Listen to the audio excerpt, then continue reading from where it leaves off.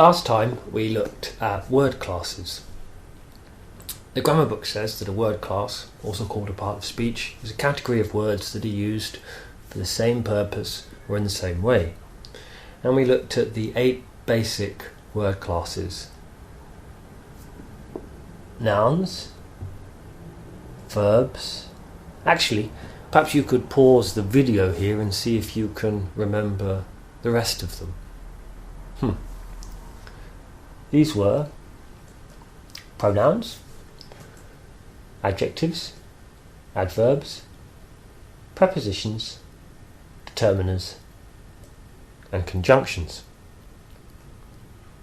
Well, now we're going to look at verbs. Excuse me. And the grammar book says that verbs are words that express action, movement, change, being, having, etc.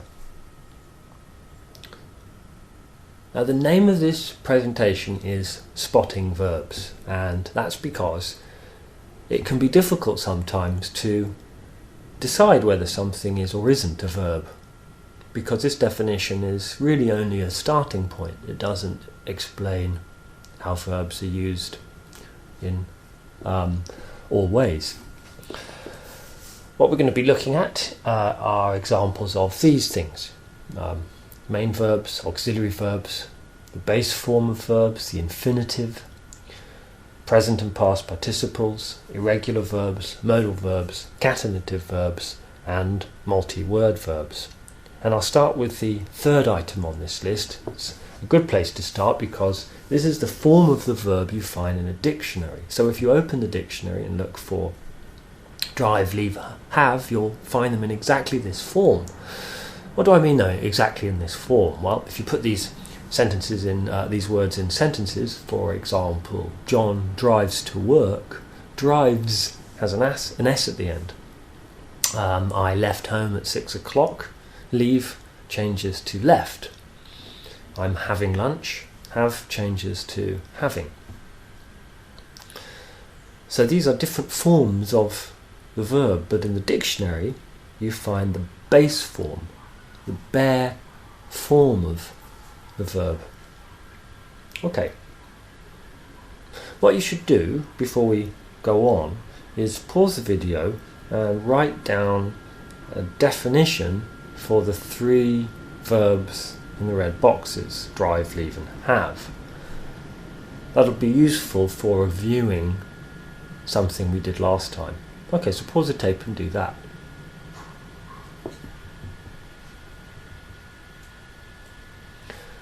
Last time we drew a distinction between the meaning of a word and its grammatical purpose in a sentence. Now the grammar book says that verbs are words that express action, movement, change, being, having, etc. But as I said, this is just a starting point for thinking about what verbs do, what their grammatical purpose is. Last time we looked at these 2 sentences to help us make sense of this distinction. The doctor has driven his car into a tree and the mug has left a stain on the table. Look at these sentences. They've got those 3 verbs we looked at on the last slide. Have is in both of them, and in the first sentence we've got drive, now in the form of driven, and leave, now in the form of left.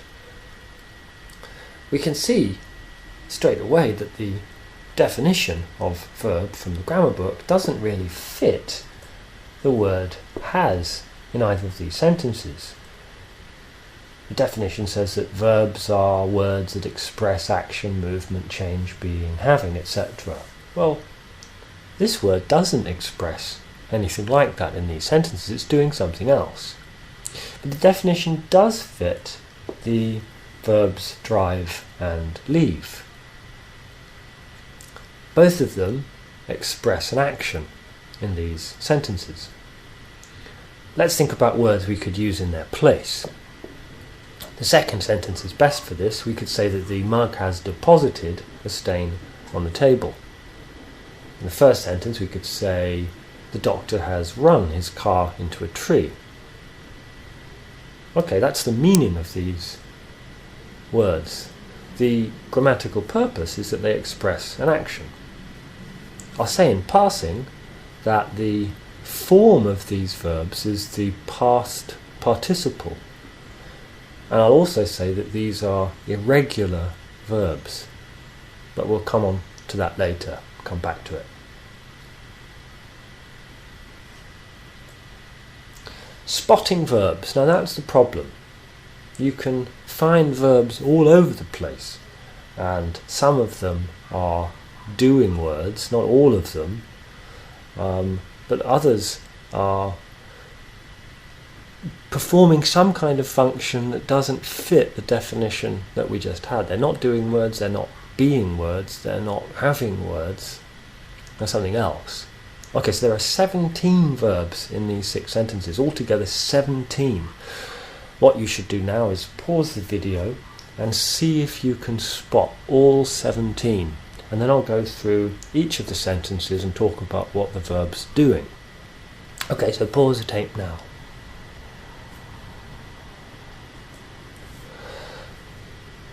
I'm assuming that you have identified at least some of the verbs, maybe not all 17, but at least, 10 of them, say, I don't know. 15 would be spectacular, 17 is a miracle at this point, I think. What I'll do is I'll put the grammar book description in the box at the top of the table, and I'll count the verbs we've got to in the red circle at the bottom of the screen, just so we know where we are. We'll start with the first one, number 1. Like. I do not like London. Now this is an example of a main verb, and the grammar book says that the main verb of a verb phrase is the word that expresses the meaning. All verb phrases contain a main verb. The verb phrase in sentence number 1 is do not like, and we'll talk more about verb phrases in a couple of weeks. The important point here is that the word like expresses the meaning. It conveys the sense of the sentence. If we changed like to love and said I do not love London, I like it but do not love it, we're saying something slightly different. So that's the idea of a main verb. Let's go on to number 2 for contrast. Do is also a verb. In this sentence it's being used as an auxiliary verb. Now, an auxiliary verb can also be called a help verb. It's a verb that helps us do something in the sentence, not expressing the meaning, the main sense of the sentence in the verb phrase. It's doing something else. Now in this case what it's doing is helping us express a negative. Now we can't say in English I like not London. We certainly can't say I liken't London. What we need is a verb to help us make the negative, in this case do. I do not like London. Or we could contract it, use what's called a contraction, and say I don't like London. But we need that verb, the blue verb in the sentence. This is called an auxiliary verb. Let's go on to number 3. Lived. I have lived in London for most of my life. This is another example of a main verb. And I'll say in passing that it's a regular verb, not an irregular verb, but a regular verb. We say live, lived, lived. You'll see what I mean by that later. Number 4 is have, and here's another example of an auxiliary verb. Now in this case it's not helping us make a negative, it's helping us make a tense. And I'll explain the word tense by giving some examples. Listen to this. Number 2 says, I have lived in London for most of my life. I could say, I live in London. I am living in London. I will live in London. I lived in London, but don't live there anymore. These are examples of tenses, and to make tenses we need something other than the main verb of the verb phrase. Okay, number 3, or rather sentence number 3, but verb 5. Thinking is another main verb. So is number 6, asking. Let's look at number 7, to marry. Now the grammar book says that a catenative verb is a type of verb that you can put in front of other verbs. The catenative verb here is asking, and it can go in front of another verb, in this case number 7, to marry. Catenative means chaining, chained up, linked together. So the verb asking links together with the verb to marry. We've got Mary in the middle, don't worry about that at the moment, but these verbs are linking together. Now I've got to marry, not just marry, to marry, because in this case the catenative verb asking links up with the infinitive form of the verb. Now the infinitive is the base form plus to. You don't find that in the dictionary. It doesn't say to marry, it says marry. In the dictionary, if it said to marry, then all of the verbs would be under the letter T, which would be impossible. Now we get rid of the to and just have the base form, marry. The infinitive form is the base form plus to. Okay, let's go on to number 8. Has is number 8, and we may as well do number 9 as well. Been.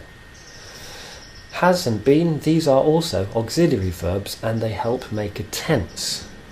Peter has been thinking about asking Mary to marry him. Imagine this sentence. Imagine using this sentence, how the sense of the sentence or purpose of the sentence would be different. Peter has thought about asking Mary to marry him. Now that suggests that he's thought about it, but he's decided not to, or something like that. Whereas Peter has been thinking about asking Mary to marry him suggests that he's still running through the idea in his mind. Has been thinking is a tense, and we use has been to make that tense. We'll be talking about tenses next time. Okay, number 10. Love is also a main verb. But let's look at number 11. Must. Peter must love Mary. Now must is an example of a modal verb, and the grammar book says that a modal verb can only be used as an auxiliary verb, and gives these examples: will, would, shall, should, can, could, may, might, and must. The definition isn't great. You should look at the book and see some example sentences. I'll say a little bit about what the modal verb is being used to do. In this case, must is being used to express an inference, a conclusion, something like that. It's being used in a sort of Sherlock Holmes way. Why, we could ask, does somebody ask somebody else to get married? Well, a reason is that he or she loves the other person. So if he's asked the other person to marry him, in this case Peter has asked Mary to marry him, then he must love Mary. This is an inference. Look at the word can in the list of modals at the top. Peter, let's change it to a negative actually, that would be better. Peter can't marry Mary. Why not? Why can't Peter marry Mary? Well, because he's already married to Sue or someone else. In this case, can, or the negative can't, is being used to express ability or possibility. If we said Peter may ask Mary to marry him, then it's a kind of guess about the future. This is what modal verbs do. They add a nuance to the sentence. They change the meaning in a very slight way. The main verb is love. That's what we're talking about in number 4. Must adds a kind of guess to the sentence. Okay, number 12. Eating is an example of a participle and of a present participle. Sometimes this use of a participle is called a gerund, spelt G-E-R-U-N-D. If you've heard that word and you're interested in it, you can remember that now. If you've never heard of it, don't worry about it, because it's a slightly old-fashioned word. A present participle is the ing form of the verb eating, eat, eating. We've got some past participles in sentences, in earlier sentences. If you look at number 2, lived is the past participle. It's got ed. If you look at number 3 and change that sentence slightly, if we say Peter has thought about asking Mary to marry him, thought is an example of an irregular past participle. We don't say think, thinked in the past, we say think, thought. So there's something slightly unexpected about the past form. If you were learning English and you know that the past form of a verb is ed, like, liked, live, lived, you'd be surprised when you came across the word thought. Actually, there are lots of these irregular verbs. Okay, so these are participles, and we'll be talking about participles next time when we're doing tenses. Let's go on to number 13. We have enjoy, and we can call that a main verb.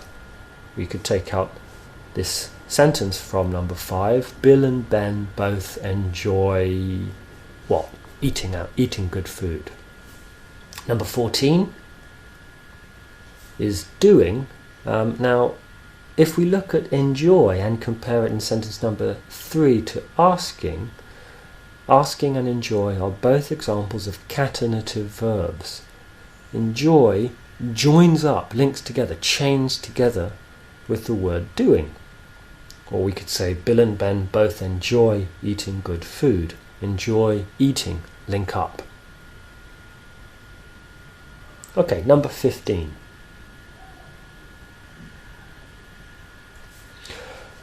Well, you may have missed is in this sentence. If you think about is in this sentence, what's it doing?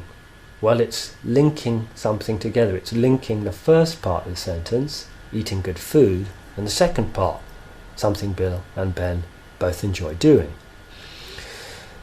Now, these are called copular verbs, and another way of describing them is as linking verbs. And the grammar book says that these are verbs that link the subject to a complement. Now, what is a subject and what is a complement? We aren't ready yet to explain this definition because we're going to have to talk a little bit about sentence structure, which we'll be doing not next time but the time after. So let's just put that to one side and not worry about it too much. We'll just notice that there is this verb is in number 5. Okay, number 16. This is a good one. Coughs up. Now, this is a main verb.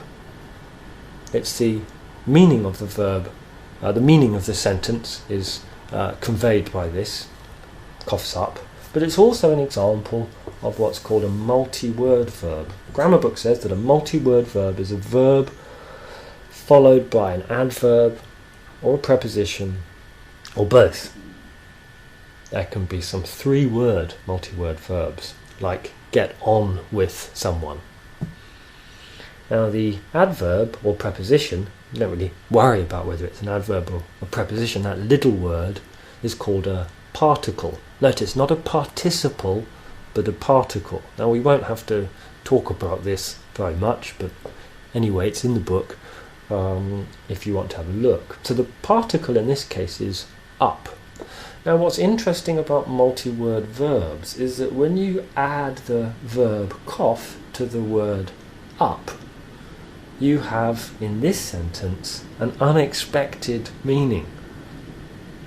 Now, if we say something, it's a nasty sentence, but Bill coughs up blood, coughs means coughs. And up means, from the bottom to the top, up. That's not what it means in this sentence at all. Coughs up means what? It means he pays. They go to a restaurant, Bill and Ben, who pays? Well, it's always Ben who pays. It's always Bill. Excuse me, Bill, Ben. It's always Bill who coughs up. It's always Bill who pays. This is a multi-word verb, and a multi-word verb often has a surprising meaning. A good example is the alarm clock goes off. Why does an alarm clock go off? Why doesn't it go on? We don't switch a light off to cast light on the room. We switch it on off, on off. A bit confusing. Okay, the last one, I wonder if you can spot it. Number 17 is,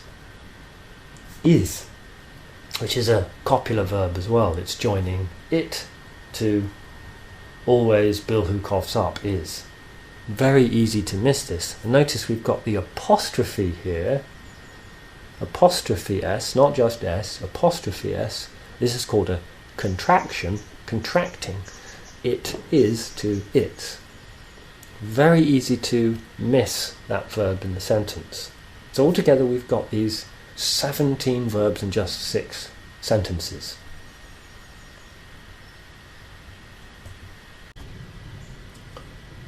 Okay, so we have looked at 9 different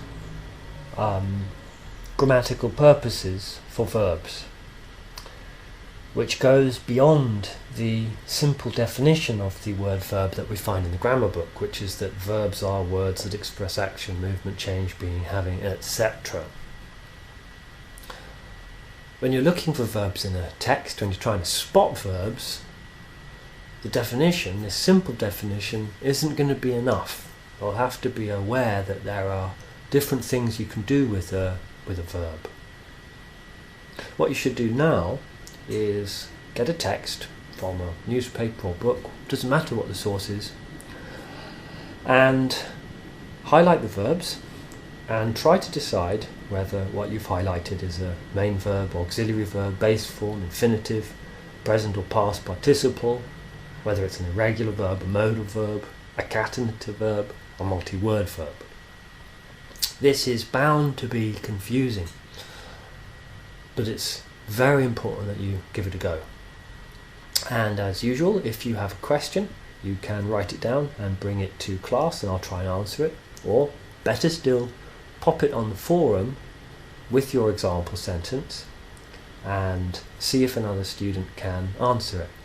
It's a great way, the best way to practice what we've been doing. Okay, so good luck with that. And next time we'll be looking at tenses, which will be less about applying these difficult terms and more about the meaning of verb phrases.